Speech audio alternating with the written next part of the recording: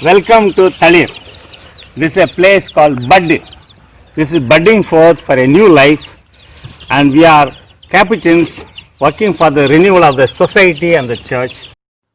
Dear brothers and sisters in Jesus Christ, welcome to Thalir Capuchin Online Ministries.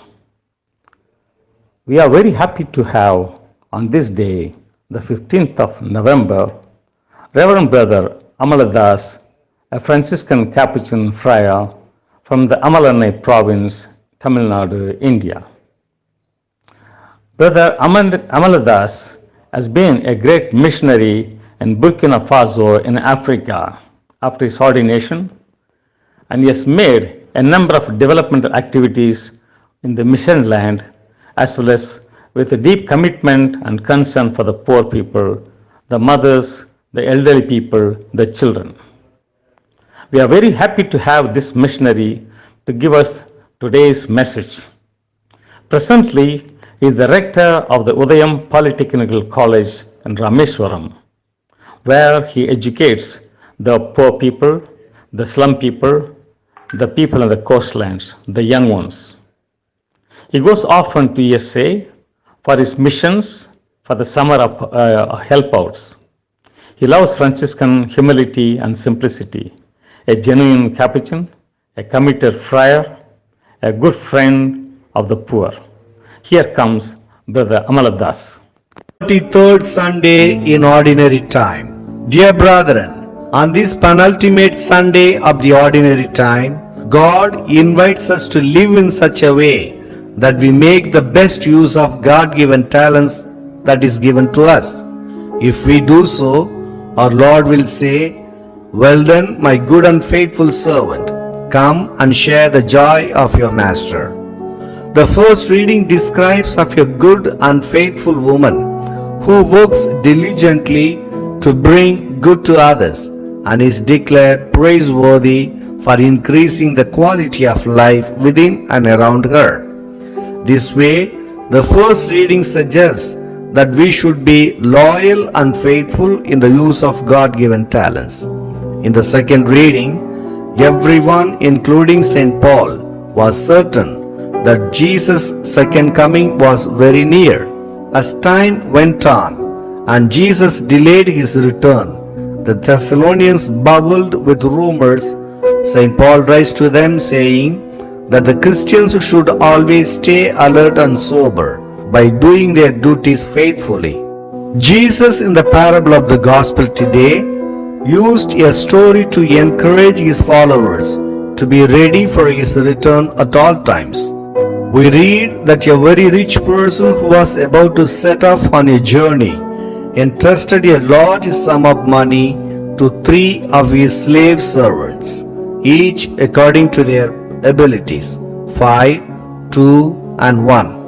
Talent was worth between 5 and 6,000 denarii, or about 15 years' wages for a simple day laborer. The rich man freely bestowed responsibilities and a chance for unsupervised action on all the 3 servants. Through skillful trading and investing, the servant with 5 talents managed to make 5 more and doubled his master's money. The servant with 2 talents did the same, but the third slave buried his master's money. He was afraid to take the risk. He was afraid of the consequences of losing the money, and he was afraid of the master's reaction if he did so.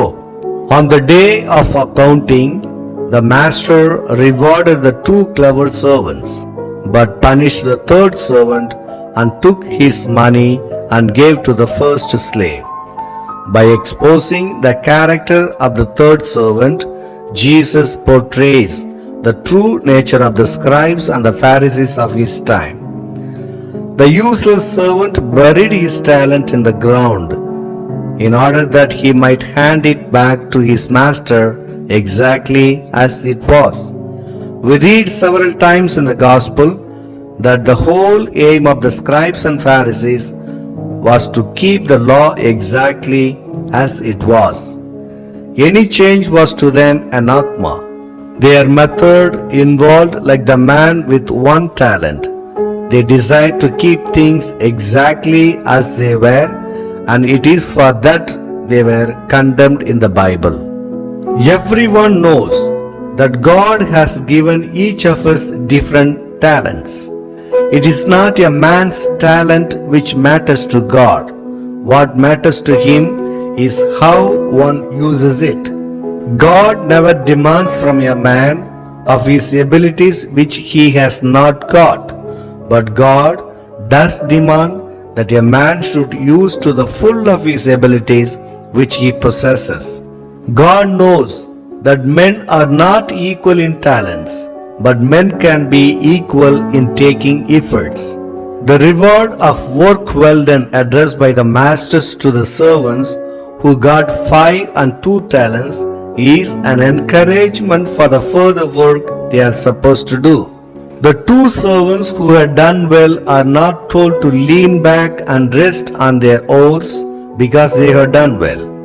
They are given greater tasks and greater responsibilities in the work of the master. Thus the gospel lays down a rule of life which is universally true, that to him who has more will be given, and he who has not will lose even what he has. The meaning is this: if a man has a talent and exercises it, he is progressively able to do more with it. But if he has a talent and fails to exercise, he will inevitably lose it. Brothers and sisters, let us not worry for what we are not having, because no one is born talented. Instead, let us thank God for the little blessings we have received from Him. There are 2 ways to honor God. One is by blessing others, and secondly by building His kingdom here on earth. Let us be instrument of transmitting God's goodness to the people by using our God-given talents.